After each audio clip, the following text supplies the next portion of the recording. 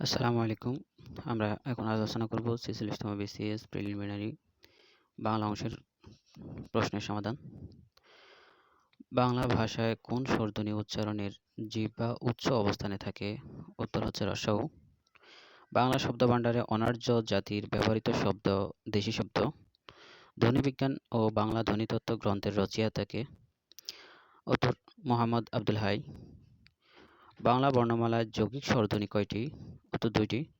যগ্রুর শব্দ কোনটি? শাখামৃগ। উপসর্গযুক্ত শব্দ হচ্ছে বিদ্রোহী।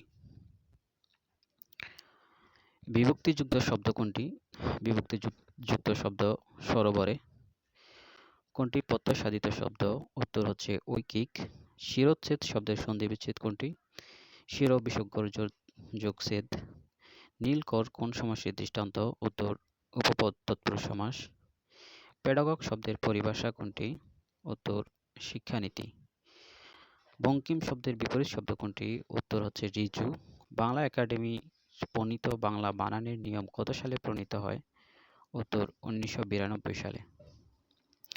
কোন বানানটি শুদ্ধ? এখানে দুটি বানানই শুদ্ধ, মূলো এবং মূলা। নদী শব্দের সমার্থক শব্দ কোনটি? নদীর সমার্থক শব্দ হলো তটিনী। চর্যাপদের কবিরা ছিলেন হচ্ছে সহজজ্ঞানী বৌদ্ধ। শূন্য পুরাণের রচয়িতা হচ্ছে রামাই পণ্ডিত। বাংলা সাহিত্যের ইতিহাসে কাকিল্য গ্রাম কেন উল্লেখযোগ্য? উত্তর শ্রীকৃষ্ণ কীর্তন কাব্যের প্রাপ্তিস্থল ছিল কাকিল্য গ্রামে। যেসব বঙ্গেতে জন্মি হিংসে বঙ্গবাণী, সেসব কাহারও জন্ম নির্ণয় ন জানি। কবিতাটি কোন কাব্যের অন্তর্গত? উত্তর নূরনামা কাব্যের অন্তর্গত।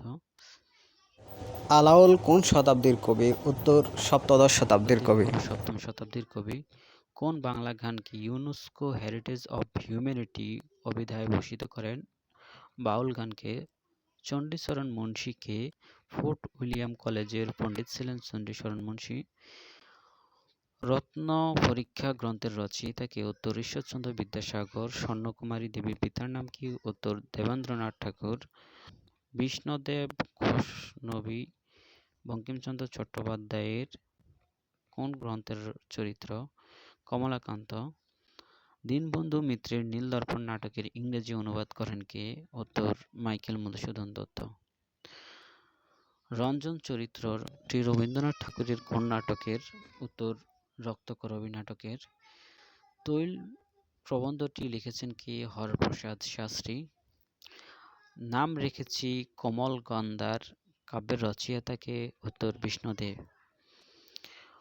ওমন রমজানেরই রোজার শেষে এলো খুশির ঈদ গানটির রচয়িতা কে? কাজী নজরুল ইসলাম।